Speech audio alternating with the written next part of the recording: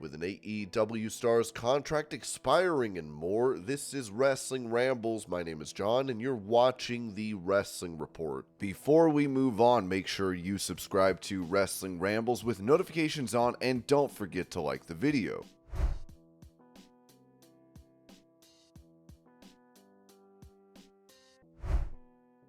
When it comes to the internal reaction in WWE for Jinder Mahal receiving a shot at the World Heavyweight title, Sean Ross Sapp noted on his Backstage Report podcast that everybody likes Jinder. Jinder is a well-liked dude. There is plenty of that, hey, wish they could have made sense of it type thing.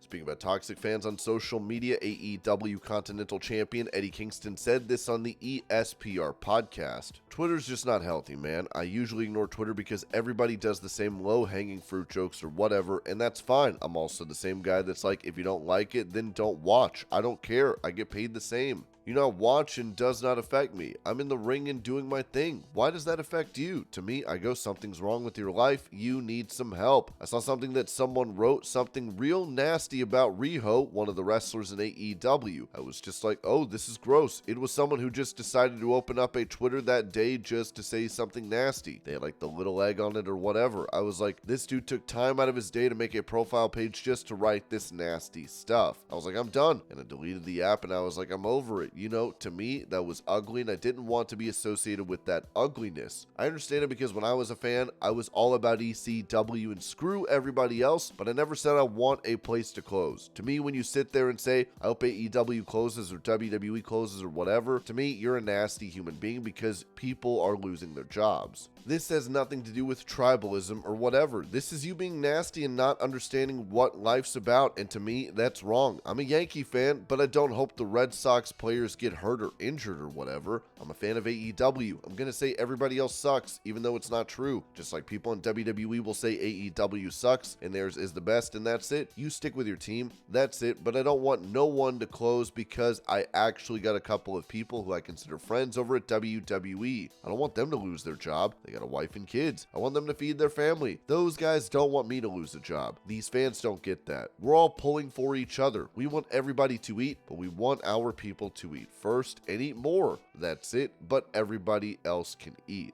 To me, you do what you want to do. It ain't my business, you know what I'm saying? That's the thing I think a lot of us have forgotten. The lessons that we learned as kids, like, you know, if you have nothing nice to say, don't say it at all. Don't be a tattletale. You know what I mean? Just simple things like that we learned as kids. Growing up in New York, I was always taught to mind your own business. Don't worry about nobody else's stuff. Worry about your house. Clean your house first before you try to do anything with anybody else.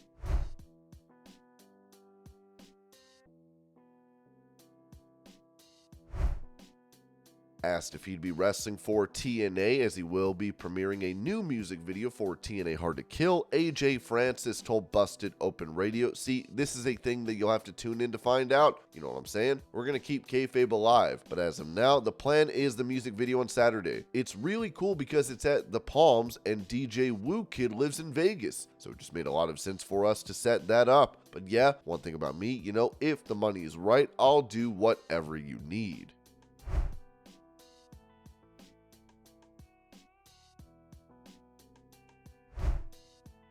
Hinting at a new direction for himself and his brother for this year, Matt Hardy said on his Extreme Life podcast, we're obviously heading in a new direction. Last night, after the Bucks of Youth returned, I posted a picture with myself and Jeff in the Bucks of Youth, and people were pretty fired up about it. You know, I'm looking for reactions and Jeff is looking for reactions, and I'm very excited for everyone to see the segment that airs on the Rampage that happens on January the 12th. It's going to be a great segment with us and Mark Briscoe, and I think we might do some more business with Mark Briscoe. He is someone that we in real life truly respect, and even professionally we respect him. Even the living legends, the tag team GOATs, respect Mark Briscoe because of the great battles we had with him and his brother. But yeah, I do think the Hardys are heading in a new direction, and I think it is really unique for Jeff because I think think you're going to see Jeff talk about and go into a territory that he's never really explored before, and I think that's going to be really interesting, really intriguing, really good, entertaining TV. Every time we do a Comic-Con, anytime we do any public signing, we sign for 7 hours. Every 3 or 4 people that come through, someone is going to say, "You are my childhood. Oh my God, thank you for making my childhood great. You are living legends and you're still killing it." You know, we hear that so much, so I think we've just decided to apply that to the new direction where we are taking our characters in. The best thing is, when the die-hard fans who claim or feel they're the smartest and they get the ins and outs of the business, or they know what's going on more than anybody else does, or they have the correct idea, this is how the creative should go, Tony Khan should book it this way, Triple H should book it this way, or whatever, those guys, when they react to stuff and also it gets underneath their skin, that still lets you know you can still do your job, you can play a role, and you can still even get the smartest of the smart fans, especially the ones who believe they're the smartest of the smart. I mean, there's a lot of people that do get it, but there's even more people that are online that don't necessarily get it, and they just think, oh my God, the heads on these guys. You know, it's going to be fun to play around with, you know, the big-headed Hardys. Sometimes I refer to our new direction as the big-headed Hardys.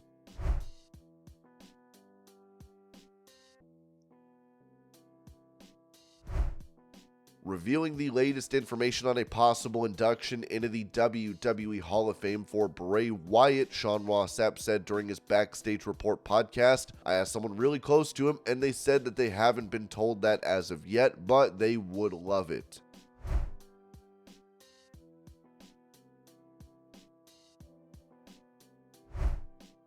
Sharing his thoughts on Dolph Ziggler, who is set to make an in-ring debut for New Japan, being out of WWE, his brother Ryan Nemeth told Busted Open Radio, "I'm very excited about it. I just had the flashback of when that kind of question is asked to someone and they say, well, you'll have to wait and see. I can't do that. I can't wait. Is there something or isn't there? I've been telling him to leave WWE for like over a decade now. I think it's always great to leave and reinvent yourself and leave and just do something else. I'm psyched to tag with him. I'm psyched to do more comedy shows with him. We just shot One in Man, which is incredible and getting a huge positive response to launch his new character. We have 3 million views on social platforms. I'm so psyched about the positive response. Some horror websites are doing write-ups on it. That kind of stuff is what I'm psyched about, and you can't do that kind of stuff when one of you is trapped in a very intense WWE schedule. I'm very excited to start wrestling with him, doing events with him, and shooting more stuff. Nemeth Bros forever, baby."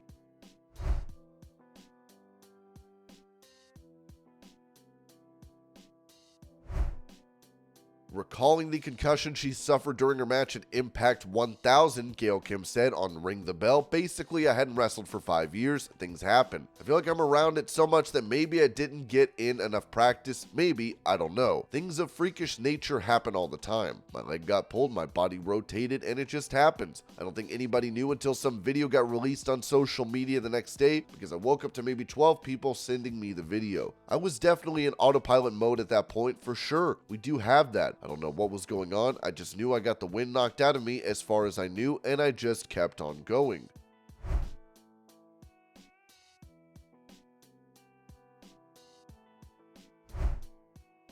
When it comes to a return to action for Sheamus, PW Insider said, recovering from a shoulder issue. I've heard ramblings of him being back this month, but nothing concrete.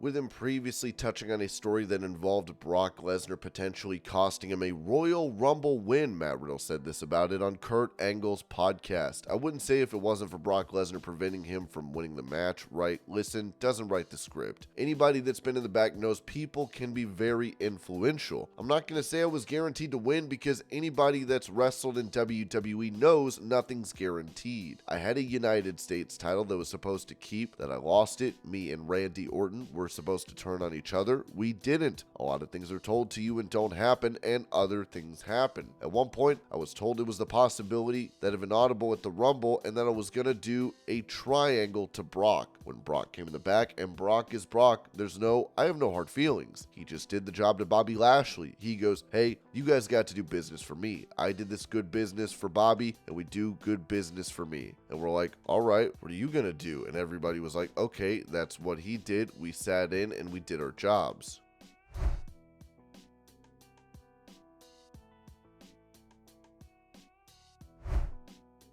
Recently, Cora Jade returned from injury to NXT, but it looks like she might be on the shelf again. She seemingly injured herself at a live event, as Pro Wrestling Nerd wrote on X. Breaking news: Cora Jade looks to have a bad knee injury at the NXT house show in Dade City, Florida. There was a fake knee injury spot early in the match, but the inn saw Jade land funny, and a pin by Lyra that looked botched for people carried Jade to the back. Another user, Tim, posted pictures and said the same.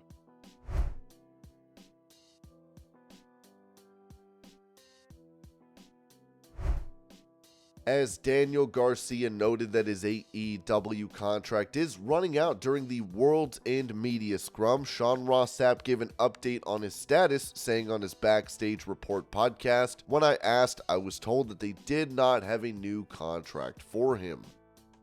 And this was your pro wrestling news update. I hope you're all having a great day. Thank you so much for watching, and I will see y'all later.